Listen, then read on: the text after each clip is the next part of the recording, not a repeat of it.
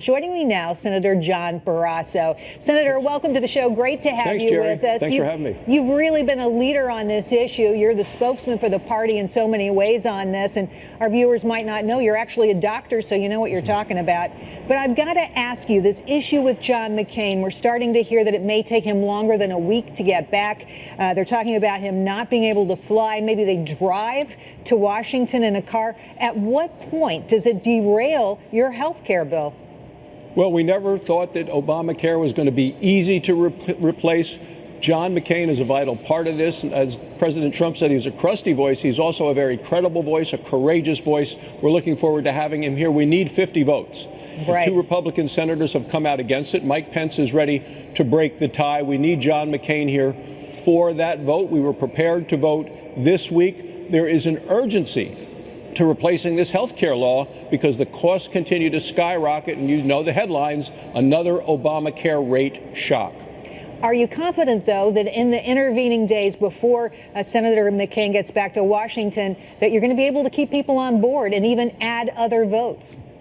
Well, we continue to work with all the members of the conference to accomplish just that. But the members of the Senate Republican Conference realize that the status quo is not sustainable. The costs continue to go up. The choices are down. We want to eliminate all of the mandates. That's a very popular part of this. Eliminate the taxes that raise the cost. We're focused on lowering the cost of premiums, making health care more affordable. I mean, that's where the so-called Affordable Care Act really misled the American people. And what we know from the Congressional Budget Office that looked at our proposal is that rates will come down by 30% in the next couple of years. Well, when it comes to costs, I want you to hear something that Vice President Joe Biden had to say.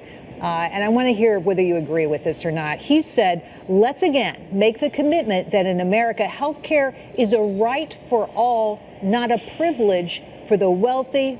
Is health care a right?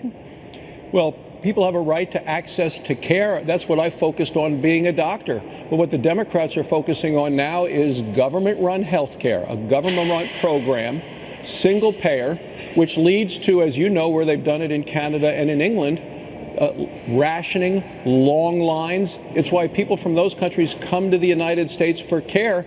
As a surgeon, I've operated on Canadians who've come to the United States when I was practicing medicine in Wyoming to have an operation because they couldn't afford to wait for the free operation in Canada. So there is a significant cost to this, what Joe Biden is recommending, a single-payer government-run program. Yeah, that's a very, very expensive right. I want to switch gears for a minute, switch to tax reform. That's really what the White House is focusing on now. The Trump administration reportedly planning a more coordinated effort than they did on health care, but debate on when reform could go into effect remains a sticking point.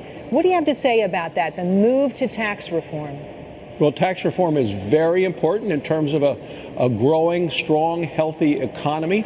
We need a more simplified system, and we need lower tax rates. So I'm committed to do that. Republicans are committed to do that, and I'm looking forward to working with the administration to get it done. So much on the agenda, so little time. Senator, thanks so much for being with us. Really appreciate your time. Thanks, Gerri.